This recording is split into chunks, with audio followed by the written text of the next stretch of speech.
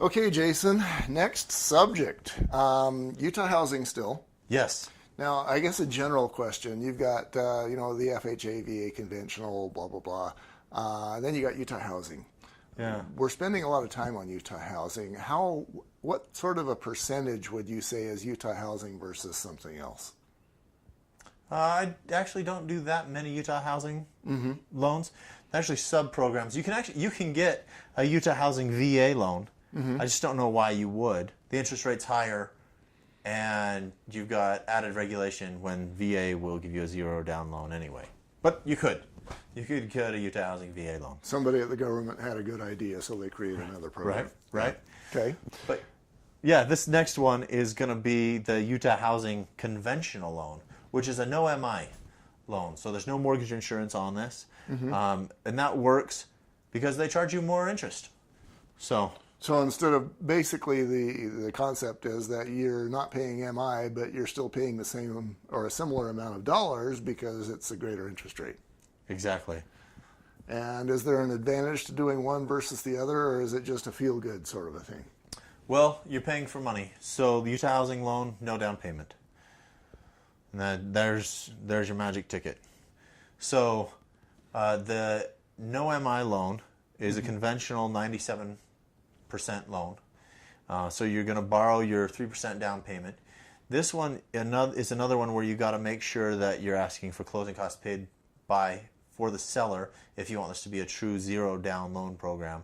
Because if your 3% down payment is coming from the 4% you can borrow against the first, most of that borrowed funds will go towards the down payment. You'll have 1% to cover everything else. And that doesn't quite do it. Yeah, let's slow down and do that one again. Okay, 4% borrowed against the first. What is that? So if your loan on the first is $100,000, you're gonna have $4,000 that you can borrow to cover the second. Your first can be 97% of the purchase price. The second will be 4% of your first loan amount. Okay, got it. And then, so if we're doing that 4% and we're buying a home, let's say it's a $100,000 home. I like your number. That makes the math a lot easier. Right, math is hard.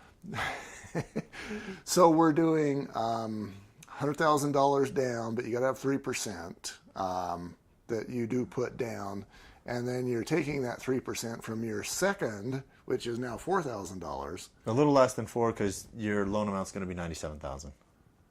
Yeah. Purchase price was $100,000. Okay, a little less, but 3% less. Yeah, ish. It'll be close. Okay, and so we really are doing 100% down, or 100% financed.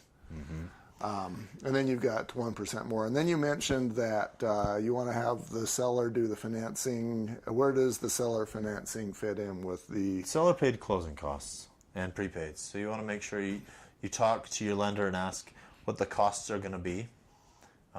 So if this needs to be a zero down loan, the seller can pay the necessary costs.